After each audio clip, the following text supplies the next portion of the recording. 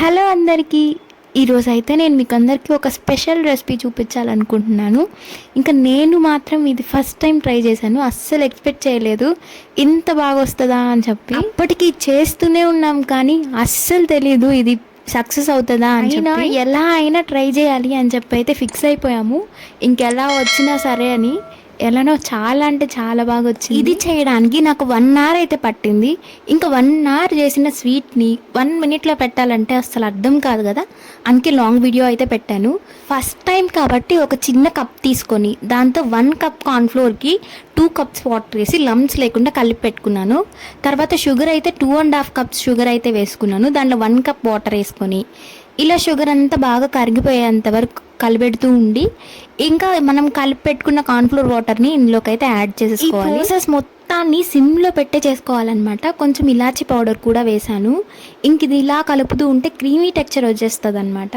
Creamy texture వచ్చిన తర్వాత దీనిలో నెయ్యిని యాడ్ చేసుకుంటూ కలపాలి. నెక్స్ట్ అప్పుడు మనకి ప్యాన్కి అతుక్కోకుండా చాలా బాగా వస్తుంది అనమాట.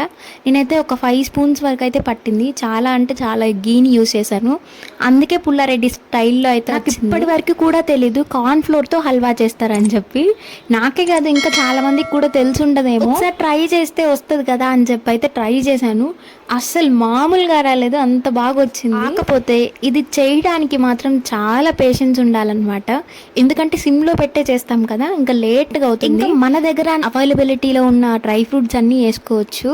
సో నా దగ్గర అయితే పిస్తా అలానే జీడిపప్పు అయితే ఉన్నాయన్నమాట. ఇంకా 2 అయితే డ్రై ఫ్రూట్ చేశాక కొంచెం ఫుడ్ కలర్ కూడా యాడ్ చేసేసుకోవాలి. నాకైతే ఈ ఫుడ్ కలర్ వేసే వరకు అసలు హల్వాలానే అనిపించలేదు.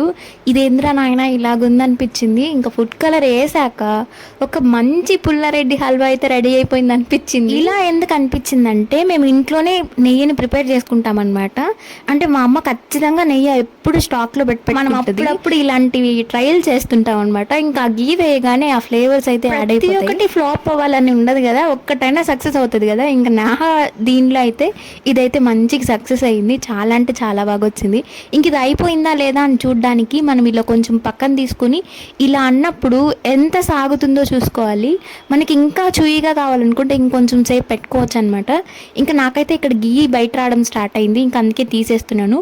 ఒక ట్రేలో అయితే తీసేసుకుంటున్నాను. ఇలా కొంచెం లావుగా ఉండే ట్రేలో తీసుకుని మన దగ్గర ఉన్న డ్రై ఫ్రూట్స్ని మళ్ళీ అలా కొంచెం పైన గార్నిష్ చేసుకుని ఒక 1 అవర్ పాటు అలా రూమ్ టెంపరేచర్కి వదిలేయాలన్నమాట. ఇంకా రూమ్ టెంపరేచర్ వచ్చేసిన తర్వాత ఇంకా మనం దీన్ని కట్ చేసుకొని తినేయడమే.